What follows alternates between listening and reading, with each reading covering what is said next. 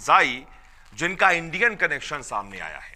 खबर सामने आई है कि स्तानिक ज़ाई का कनेक्शन देहरादून से है, वहां पर इंडियन मिलिट्री एकेडमी से है और एक वक्त पर उसने यहां पर पढ़ाई भी की है।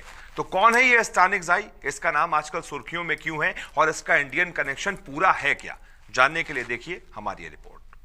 अफगानिस्तान में हुए ताजा तख्ता पलट के बाद तालिबान सत्ता पर काबिज है। तालिबान की सत्ता जिन नेताओं के हाथों में है उनके बारे में हर रोज नए खुलासे हो रहे हैं। इन्हीं में से एक है शेर मोहम्मद अब्बास स्तानिक ज़ाई, जो तालिबान के 7 सबसे ताकतवर नेताओं में से एक है। स्तानिक ज़ाई के बारे में पता चला है कि वो कभी उत्तराखंड के देहरादून में इंडियन मिलिट्री एकेडमी में जेंटलमैन कैडेट भी था। आईएमए के 1982 बैच के उसके साथियों ने उसका नाम शेरू रखा था। आईएमए के इस बैच के उसके साथी बताते हैं कि स्तानिक ज़ाई मजबूत शरीर का था, उसकी लंबाई बहुत ज्यादा नहीं थी। इसके अलावा वो कट्टर धार्मिक विचारों वाला भी नहीं था। स्तानिक ज़ाई की उम्र उस समय 20 साल की थी जब वो भगत बटालियन के कैरन कंपनी में 45 जेंटलमैन कैडेट के साथ आईएमए में आया।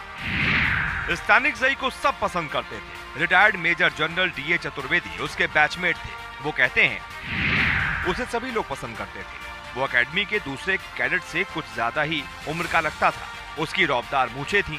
उस समय उसके विचार कट्टर नहीं थे। वो एक औसत अफगान कैडेट जैसा ही था जो यहाँ आकर खुश था। असल में आईएमए में आजादी के बाद से ही विदेशी कैडेटों को प्रवेश मिलता रहा है। अफगान कैडेटों को भारत पाक युद्ध के बाद 1971 से ही ये सुविधा मिल रही थी। Stanikzai Afghan National Defence and Security Forces का डायरेक्ट रिक्रूट था। स्तानिक ज़ाई ने आईएमए में 1.5 साल में प्री कमीशन ट्रेनिंग पूरी की थी। इसके बाद उसने लेफ्टिनेंट के तौर पर अफगान नेशनल आर्मी ज्वाइन की। इसके कुछ समय पहले ही सोवियत रूस ने अफगानिस्तान पर कब्जा किया था। 1996 में तालिबान में शामिल हुआ स्तानिक ज़ाई। साल 1996 तक स्तानिक ज़ाई ने सेना छोड़ दी और तालिबान में शामिल हो गया। अमेरिकी राष्ट्रपति क्लिंटन की सरकार से तालिबान को राजनयिक मान्यता दिए जाने संबंधी वार्ता में वो शामिल था।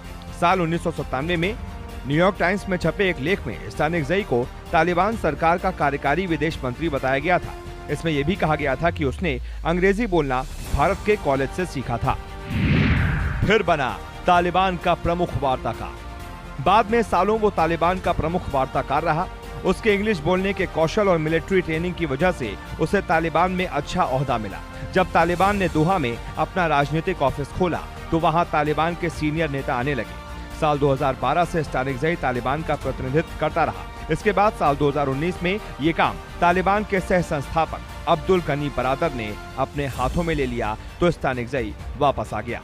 इसके बावजूद वो तालिबान के टॉप वार्ताकारों में से अभी भी एक है।